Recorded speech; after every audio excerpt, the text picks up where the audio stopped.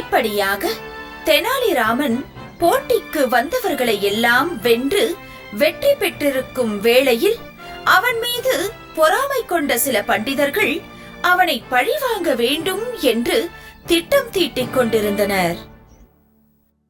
போன வாரம் நமது அரண்மனைக்கு வந்த அந்த கர்வம் பிடித்த பண்டிதரை தெனாலிராமன் மடக்கி அரசரையே ஆச்சரியப்பட வைத்து விட்டானே. அதுதான் ராமனின் திறமை.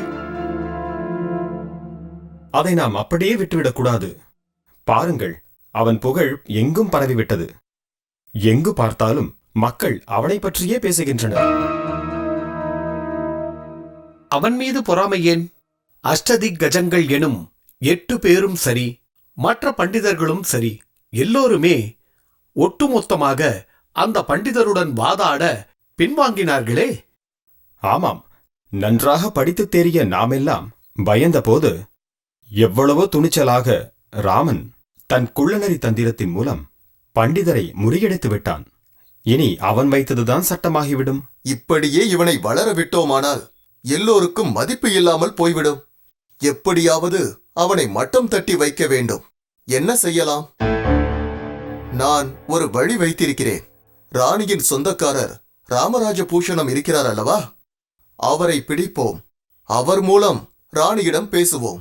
ராணியின் மூலம் மன்னரை வழிக்கு கொண்டு வரலாம். அப்படியே செய்துவிடலாம்.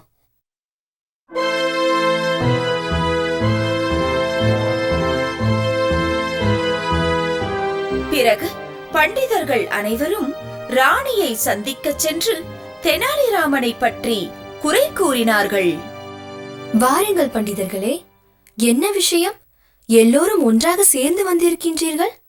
அதோடு ராமராஜபூஷன் தயவில் வந்திருக்கின்றீர்கள். உங்கள் குறை என்ன? நம் மன்னர் ஆட்சியில் எங்களுக்கு என்ன குறை ராணி? அந்த தெனாலிராமன் அட்டகாசம்தான் தாங்க முடியவில்லை. தெனாலிராமன் பற்றி என்றால் ராஜாவிடம் சொல்வதுதானே? ராஜாவிடம் சொல்வதா? அவன்தான் ராஜாவிடம் நல்ல பேர் வாங்கியிருக்கிறானே. அதனால்தான் அவன் கர்வத்தின் உச்சியில் இருக்கின்றான். யாரையும் மதிப்பதில்லை. சமயத்தில் அரசரையே அலட்சியம் செய்கின்றான். ஆமாம் ராணியாரே. நீங்கள் எல்லோருமாக சேர்ந்து வந்து சொல்கின்றீர்கள். இதில் உண்மை இல்லாமல் இருக்காது. நானே அரசரிடம் நேரில் பேசி இதற்கு ஒரு முடிவு கட்டுகிறேன். உடனே ராணி அன்றிரவே மன்னரை சந்தித்து பண்டிதர்கள் அனைவரும் வந்து போனதை பற்றி கூற ஆரம்பித்தாள். பண்டிதர்கள் எல்லோரும் என்னை தேடி வந்தார்கள். தெனாலிராமனின் நடத்தை பற்றி என்னிடம் குறை கூறினார்கள். அதை நீங்கள் கவனிக்க கூடாதா? ராணி, அன்று மட்டும் தெனாலிராமன் இல்லாமல் இருந்திருந்தால் நமது நாட்டின் மானமே போயிருக்கும். இதை நீ மறந்து விடாதே. அது நியாயம் அல்ல. அது உண்மைதான் அரசே. ஆனால் அதே நேரம் அன்றிலிருந்து இன்று வரை தன்னை விட்டால் இந்த நாட்டிற்கே வேறு கதி இல்லை என்று தெனாலிராமன் கர்வமாக இருக்கின்றானே. அதையும் மறந்து விடாதீர்கள். நீயும் மற்றவர்களும் நினைப்பது போல ராமன் அப்படியெல்லாம் கர்வப்படுபவன் அல்ல. இல்லை, அவன் யாரையும் மதிப்பதில்லை. ஏன் உங்களையே அலட்சியம் செய்கிறான்? அது உங்களுக்கு தெரியாதா? சரி, இப்பொழுது என்னை என்ன செய்ய சொல்கிறாய்? உங்களுக்கு தெரியாததா? ஏதாவது ஒரு முடியாத காரியத்தை அவனிடம் சொல்லுங்கள். அதன் மூலம் அவனை மட்டம் தட்டி வையுங்கள். நீ சொல்வது எனக்கு அதிசயமாக உள்ளது. சரி, என்ன காரியம் அவனிடம் சொல்லலாம்? நீயே சொல். நம் நாட்டில் உள்ள காக்கைகள் எத்தனை என்று அவனை எண்ணி வரும்படி சொல்லுங்கள். புரிகிறது.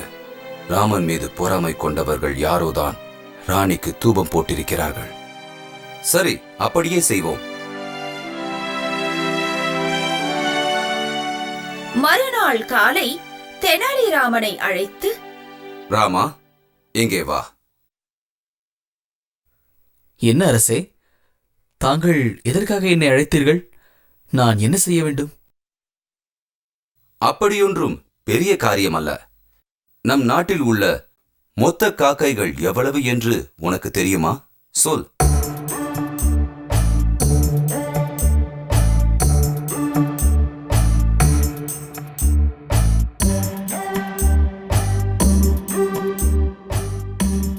ஓஹோ, இதுதான் விஷயமா?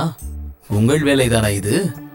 சரி, உங்கள் பேச்சை கேட்டுத்தான் அரசர் ஏதோ விஷமம் செய்கிறார் போல் இருக்கிறது. என்னிடமே உங்கள் வேலையை காட்டுகின்றீர்களா?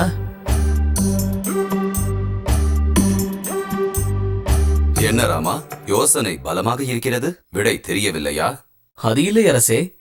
எனக்கு அரண்மனையில் உள்ள காக்கைகளை பற்றி தெரியும். ஆனால் நாட்டில் உள்ள காக்கைகள் எவ்வளவு என்று தெரிந்து கொள்ள எனக்கு அவகாசம் வேண்டும். சரி, 1 வாரம் எடுத்துக்கொள். ஆனால் 1 வாரத்திற்குள் நாட்டில் உள்ள காக்கைகளின் மொத்த எண்ணிக்கையும் வேண்டும். சரி அரசே.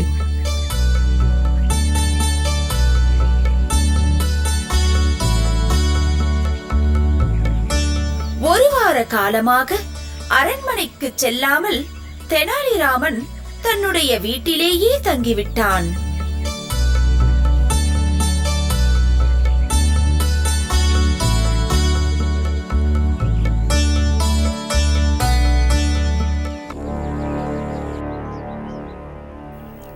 ஒரு வாரம் கழித்து மன்னருக்கு பதில் கூற வேண்டும் என்று அரண்மனைக்குச் சென்றான். வா ராமா, உனக்கு கொடுத்திருந்த அவகாசம் போதும் தானே? என்ன, காக்கைகளை எண்ணி கணக்கெடுத்து விட்டாயா? ஆம் மன்னவா. சரி சொல், எவ்வளவு காக்கைகள்? மொத்தம் 6,87,432 காக்கைகள். உன்னை எப்படி நம்புவது? என்னை நம்ப வேண்டாம், இவர்களை அனுப்பி எண்ணி பாருங்கள்.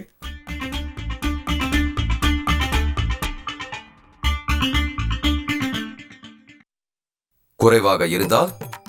வெளியூருக்கு விசேஷங்களில் கலந்து கொள்ள போயிருக்கும். அதிகமாக இருந்தால்? நம் நாட்டிற்கு அவர்களின் உறவினர்களை பார்க்க விருந்தாளியாக வந்திருக்கும். பார்த்தீர்களா ராமனின் புத்திசாலித்தனத்தை? இந்த புத்திசாலித்தனத்தால் தானே அன்று நம் மானத்தை காப்பாற்றினான். அவனை துரத்த சதி செய்தீர்களே, இனிமேலாவது ஒழுங்காக நடந்து கொள்ளுங்கள். மன்னித்து விடுங்கள் அரசே. ராமா, உனது புத்திசாலித்தனத்தை மிஞ்ச இங்கு எவரும் இல்லை. நான் உனக்கு 1000 பொற்காசுகளும் 1 வாரம் விடுமுறையும் தருகிறேன். வெளியூர் சென்று ஓய்வெடுத்து விட்டு வா. நன்றி அரசே.